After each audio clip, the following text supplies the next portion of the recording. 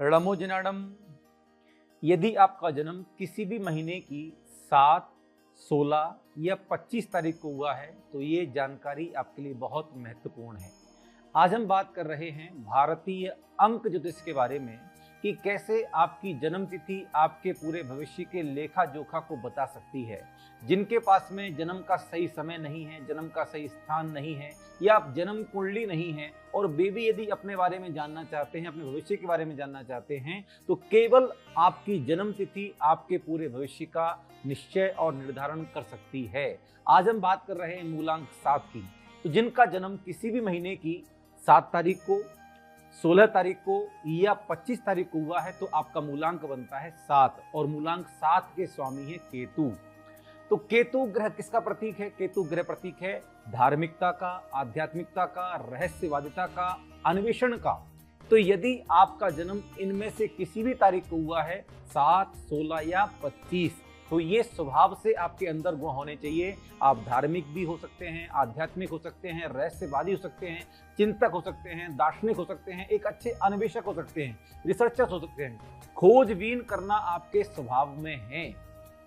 तो यदि आप केतु ग्रह की ऊर्जा को सकारात्मक रखते हैं तो आपका जीवन सुख सुविधा से संपन्न बनता है। नहीं तो केतु ग्रह को एक तरीके से अशुभ ग्रह माना गया है, एक तरीके से इसको छाया ग्रह माना गया है और ऐसा माना जाता है कि जिसके ऊपर शनि की, राहु की, केतु की यदि अशुभ दृष्टि रहती है तो ये व्यक्ति हमेशा दुखी रहता है, कष्ट में रहता है, शारीरिक बीमारी झेलता रहता है। तो यदि आप शारीरिक आरोग्यता प्राप्त करना चाहते हैं, मानसिक शांति प्राप्त करना चाहते हैं, साथ ही साथ आर्थिक समृद्धि प्राप्त करना चाहते हैं तो आपको केतु ग्रह की एनर्जी को अपने साथ पॉजिटिव तरीके से रखना चाहिए।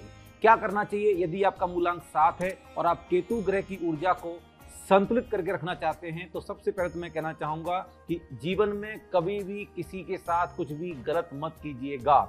एक तरीके से मैं कहूंगा कि छल कपट की भावना से दूर रहिए, मायाचारी की भावना से दूर रहिए। नहीं तो केतु ग्रह आपके साथ बहुत बड़ा छल और बहुत बड़ा जो है आपको घात दे सकता है, दुख दे सकता है, पीड़ा दे सकता है।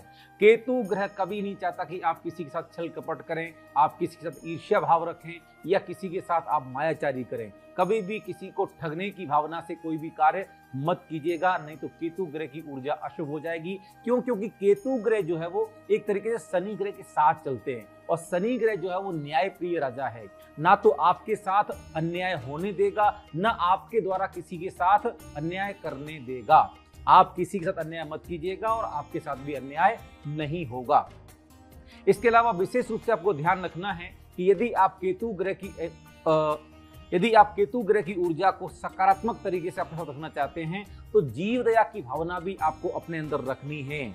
आपके घर के आसपास यदि आपका मूलांक 7 है, आप चेक कर सकते हैं कुत्ते जो हैं वो आपके पास अपने आप चले आते होंगे। तो आपके पास जो भी जीव जंतु अपने आप चले आते हैं, आपको उनको खाने के लिए उन्हें कुछ ना कुछ जरूर देना है। और खास करके अपने घर के आसपास जो गरीब लोग रहते हैं, जो निराश्रित हैं, असहाय हैं, ऐसे लोगों की सेवा भी आपको करेंगे तो निश्चित रूप से आपके जीवन में केतु ग्रह की ऊर्जा सकारात्मक बनी रहेगी। आपकी विचारधारा स्वतंत्र होती है, आप स्पष्टवादी होते हैं। कई बार आपकी स्पष्टवादिता के कारण भी कई लोग आपकी बातों का बुरा मान जाते हैं और वे आपके शत्रु बन जाते हैं। और कई बार ऐसा भी होता है कि आप भी छोटी छोटी बातों पर बहुत ही ज्यादा रिएक्ट कर जाते हैं। ये केतु ग्रह की नेगेटिव एनर्जी का प्रभाव है। आपको हर दिन संध्या काल में जब सूर्य अस्त हो जाता है तो एक तेल का दीपक अपने घर में जरूर जलाना चाहिए। इससे आप अपने घर की जो नेगेटिव एनर्जी है उसको भी रिमूव कर सकते हैं। आपको अपनी राशि के, अपने मूलांक के इष्ट मंत्र की साधना भी जरूर करनी चाहिए। तो यदि आपका जन्म किसी भी महीने की 7 तारीख को है, 16 तारीख को है या फिर 25 तारीख को है तो आपका मूलांक 7 बनता है। और मूलांक 7 का जो इष्ट मंत्र है वो मंत्र है ओम ह्रः णमो लोये सव्व साहूड़म। ओम ह्रः णमो लोये सव्व साहूड़म ये जैन धर्म के महामंत्र नमोकार का अंतिम पद है। यदि आप वैदिक परंपरा को फॉलो करते हैं तो वैदिक परंपरा के हिसाब से आप 108 बार जाप कर सकते हैं केतु मंत्र की, जो मंत्र है ओम श्राम श्रीम श्रोम सह केतवे नमः। इसका संक्षिप्त रूप है ओम केतवे नमः। इस मंत्र की भी आप संध्या काल की वेला में 108 बार जाप कर सकते हैं।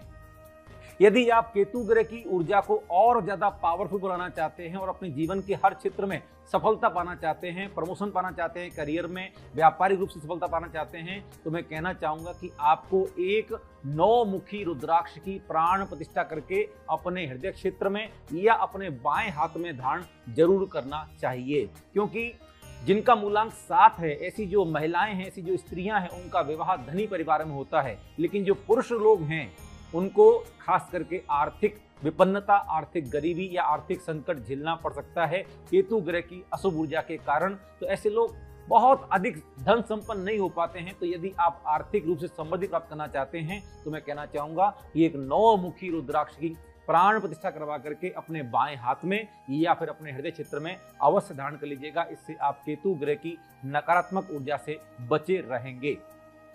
साथ ही साथ एकदम सरल उपाय आपको बताने वाला हूं। ज्योतिष शास्त्र में बताया गया है कि यदि आप केतु की ऊर्जा को पॉजिटिव रखना चाहते हैं तो अपने साथ में केतु यंत्र रखें। अब केतु यंत्र तो आप नहीं रख सकते हैं तो क्या करें, आपके साथ रहने वाला जो है वो मोबाइल, तो मोबाइल का वॉलपेपर यदि आप चेंज कर लेंगे तब भी आप केतु ग्रह की अशुभ ऊर्जा से बच सकते हैं। हमने आपके लिए एक कस्टमाइज वॉलपेपर बनाया हुआ है जिसे आप डिस्क्रिप्शन में ले सकते हैं, डाउनलोड कर सकते हैं और अपने मोबाइल पर लगा सकते हैं। उस यंत्र में ऐसी ऊर्जा है कि जब भी आप उसे देखेंगे, जब भी आप अपना मोबाइल देखेंगे, आपके अंदर पॉजिटिव वाइब्रेशंस क्रिएट होंगी। केतु ग्रह की जो एनर्जी है वो पॉजिटिव क्रिएट होगी, उससे आपका जीवन सुखमय बनेगा। हमारी यही कामना है कि आपका जीवन स्वस्थ बने, सुखी बने, निरोगी बने, समृद्धशाली बने। ओम अरहम।